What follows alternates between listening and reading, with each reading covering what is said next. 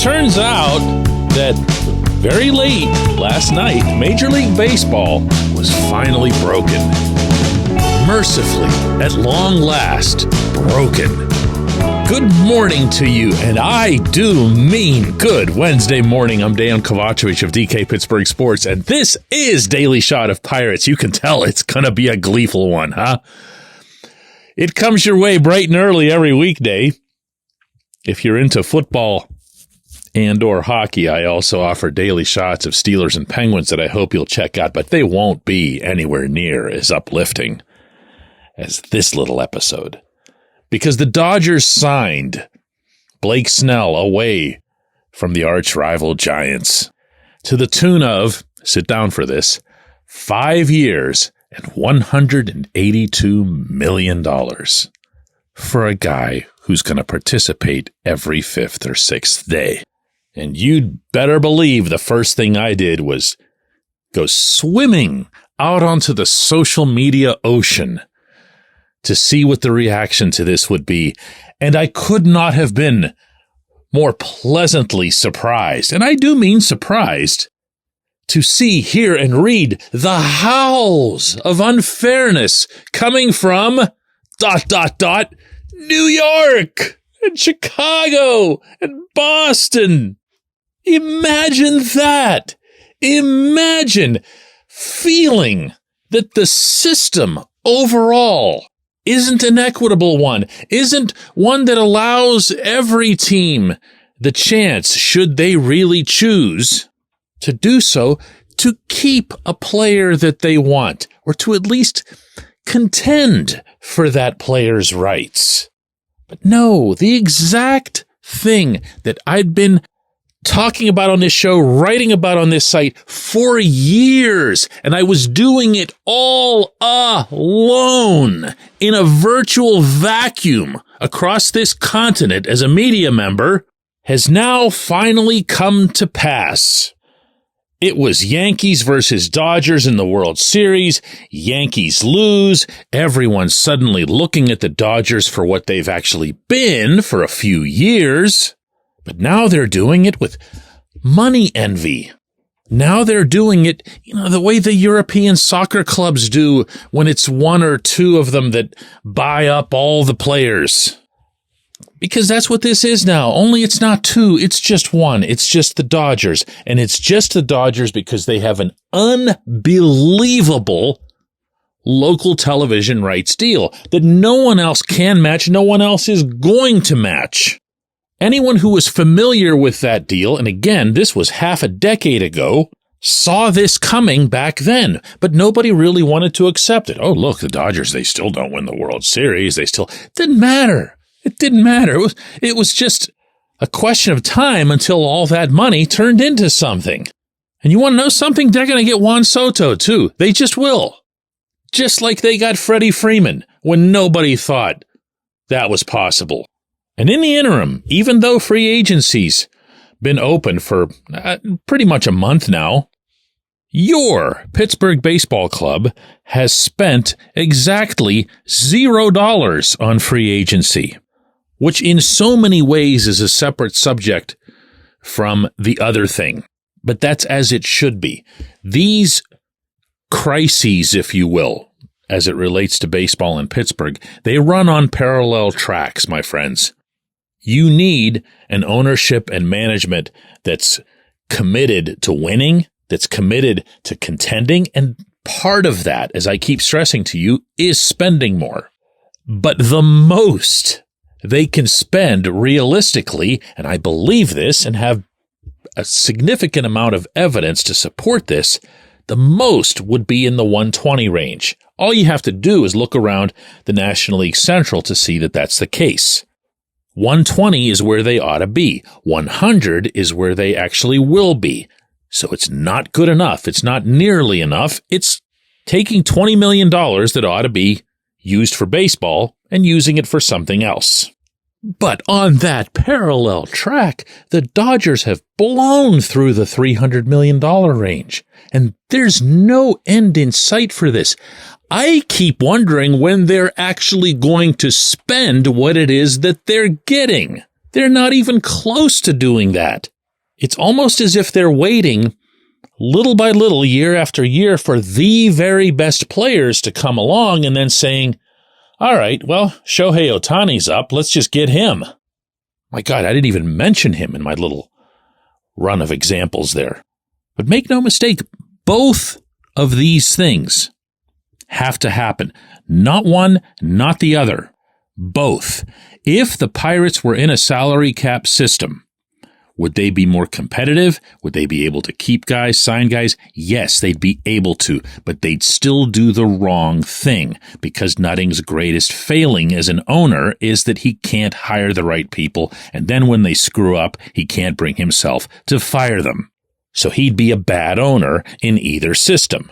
Whereas, if Nutting were the greatest owner, if he spent every penny that he could conceivably collect related to baseball and poured it all into payroll year after year, just found ways, just showed himself to be the most passionate, dedicated, obsessed with winning type of owner, still wouldn't matter, because he'd still be in a system where somebody else is spending triple that amount and waiting, by the way, to take Paul Skeens away no matter what it is that you'd propose to him. Just thought I'd throw that in there. Salary cap or bust. And for the billionth time, and feel free to share this with the novices in New York and elsewhere, there's no such thing as a salary cap system without a floor. You don't always have to say cap and floor. Every salary cap system comes with a floor, and they're all within a $20 million range. So everybody spends pretty much the same thing. When we come back, J1Q. It's Gun Storage Check Week. Help prevent unwanted access to your firearms. No one wants their unsecured gun to be used in an accident, a suicide, or a crime. Use lockboxes, safes, and locks to secure your firearms.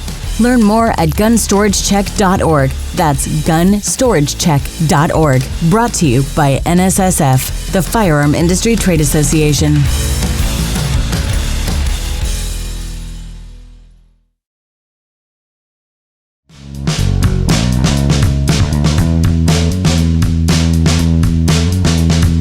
Today's J1Q comes from Craig, who says, DK, I took a look at the Major League Baseball free agents for this offseason at the identified positions, first base and right field, and it's a whole lot of Rowdy Tellez with a Juan Soto sprinkled in. So maybe free agency isn't the answer? Who are you getting anyway? Someone on the backside of their career who's going to be here for a year or two.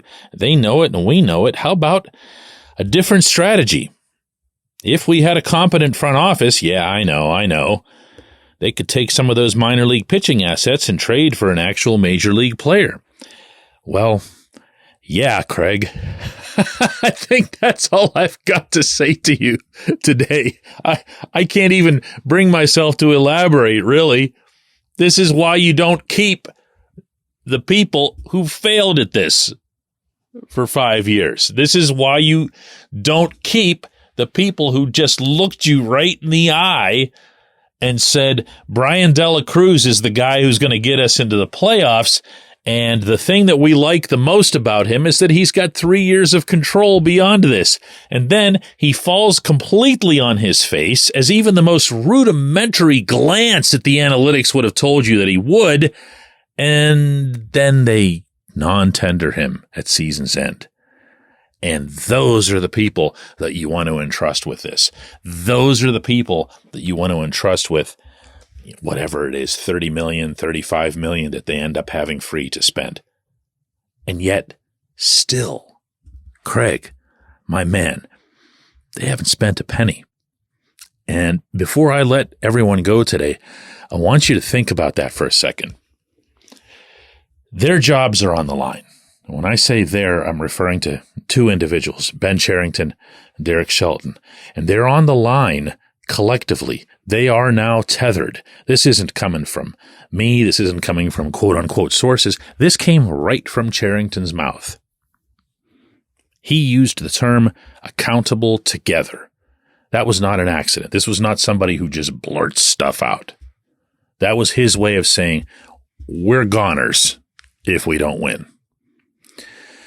And even in that scenario, where there should be, I don't know, some sense of being just a little bit desperate to succeed in 2025, a month has gone by and they haven't signed any free agent. Now, what you would not be able to convince me of under any circumstance is that they don't have somebody or multiple somebodies in mind.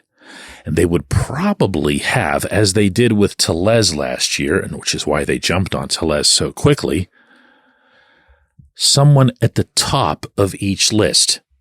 And again, like you said, it's not a Soto. It's not someone in that range for the other reasons, the parallel track that I talked about in the opening segment.